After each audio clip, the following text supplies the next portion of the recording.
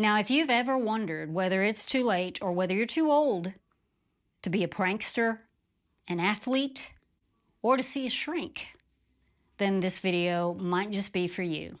You guys liked part 1 of this series of Gen X asking themselves, is it too late or am I too old for fill in the blank? But today we've got 3 new questions, 3 new topics. Okay, the first question is am I too old as a Gen Xer to play practical jokes on people? When was the last time that you pulled a prank on someone or did gag gifts just for the heck of it? Can you remember the last time that you did that? Now, when I was younger, I lived for doing things like that. I was almost kind of a class clown. But a few years ago, I realized that I couldn't even tell you the last time that I had done anything like that just for fun. I don't even know when it stopped. Now, it is something that's usually associated with youthfulness, so I guess the desire for it just kind of wanes as we get older. But I feel that we could think of practical jokes as not just being something for the young or even the immature. As we get older, we can morph our ideas into things that maybe are more fitting than giving someone a wedgie or prank calling someone like we did when we were younger. I believe that we need to find a place, especially as we get older, we need to find a place for humor in our lives. And sometimes as we get older, we'll have to do that on purpose, it seems. Now, as kids, we played all kinds of jokes and we didn't really think about other people's feelings too much. But as adults, we have to be a little more considerate of other people's feelings. If we end up having the reputation as always being the jokester of the group, then we might get invited to things a little less often. So there is a balance, and there's also a wisdom in knowing who you can play, pranks and jokes on and who you can't. So my conclusion is, am I too old to be playing practical jokes and pranks on people? No, I don't think we are. I think we still should be having fun, and we should be finding ways to have fun. Just leave the hardcore pranks for the younger crowd, and maybe stick with jokes that don't get too physical. Here are some suggestions. Maybe put in your phone a reminder when it's April Fool's Day and play some April Fool's jokes on your friends and family.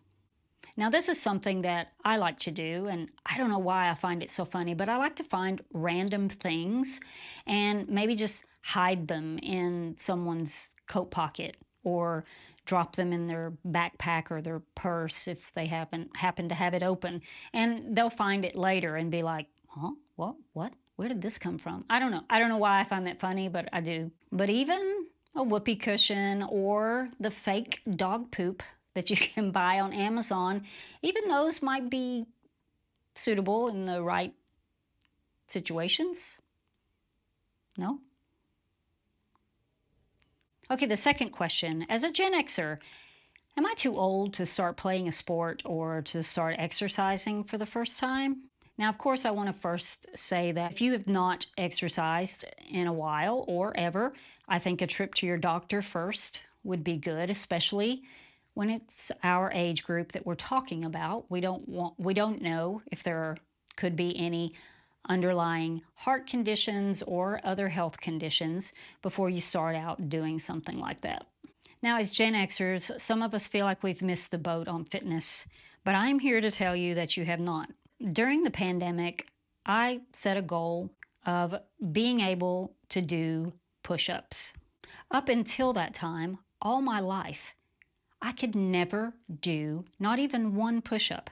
Now, I could get down to the floor, but I couldn't raise myself up.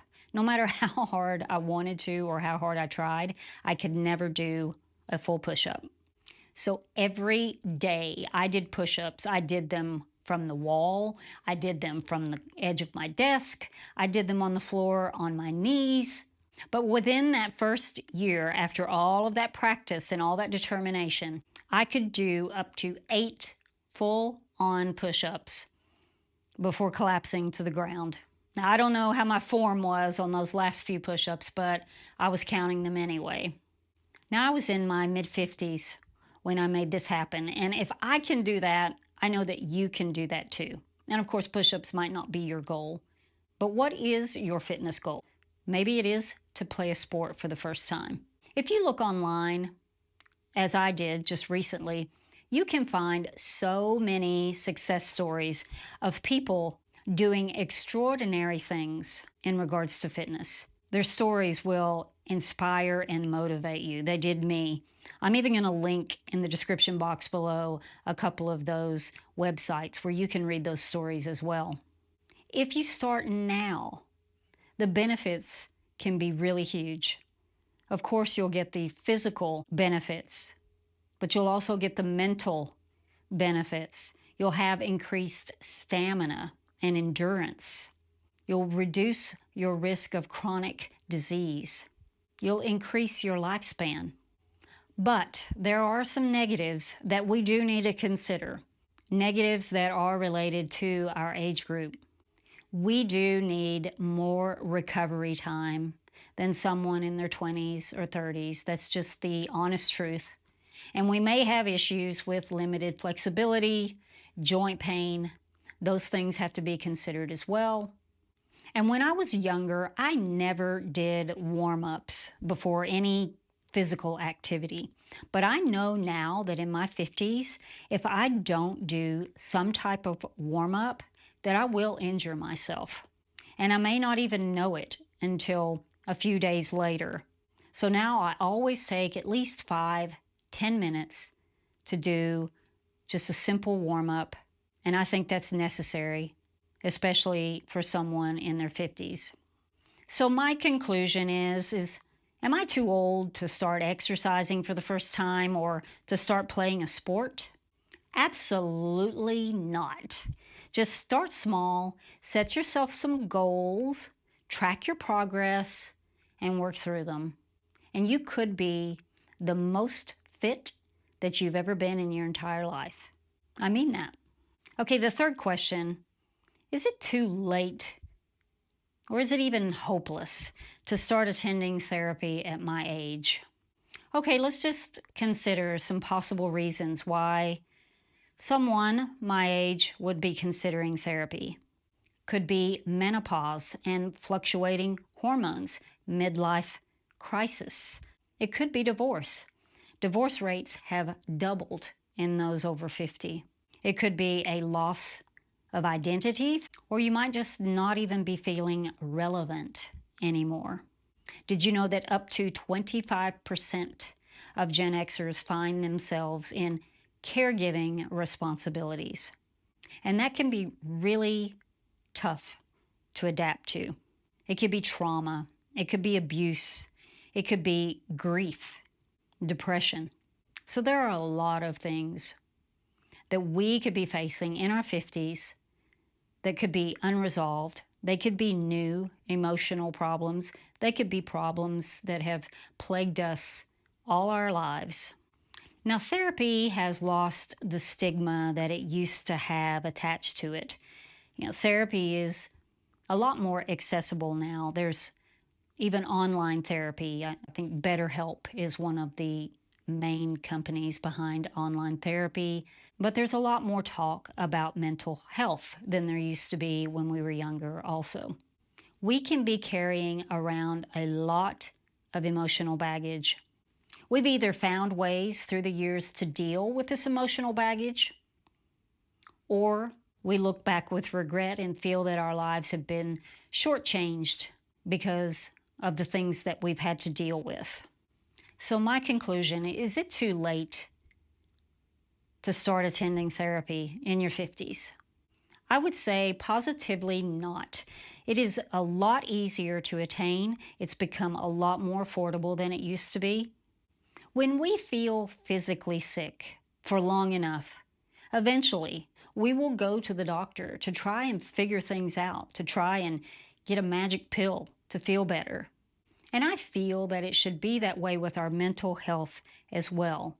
Unfortunately, we don't treat our mental health the way we do our physical health. We know that We can kind of keep things hidden, invisible, inside, but we're deceiving ourselves if we think that's the case. If you feel mentally unwell for long enough and you don't see it getting better on its own or through other means, then I feel you should seek some type of help, some type of therapy. You could start online first. You can always change your mind later if it's not for you. So, okay, we covered 3 topics today, and on all 3 of them, I answered the same, that no, we are absolutely not too old, and it is not too late to pursue each of these 3 things, as long as the details surrounding them work out okay. What that tells me is that we need to be growth-oriented at this stage in our lives. We still have so much life left to live, and to get old before our time would be so tragic. And we need to include moments of fun and humor and even adventure. These things will keep our spirits youthful, and we know that that is a great thing to have, a youthful spirit, and it's also someone that you would love to spend time with. Now, if you haven't seen part 1 of this series, I'm going to link that right here, where I cover moving back home, or buying a home, or even getting intoxicated.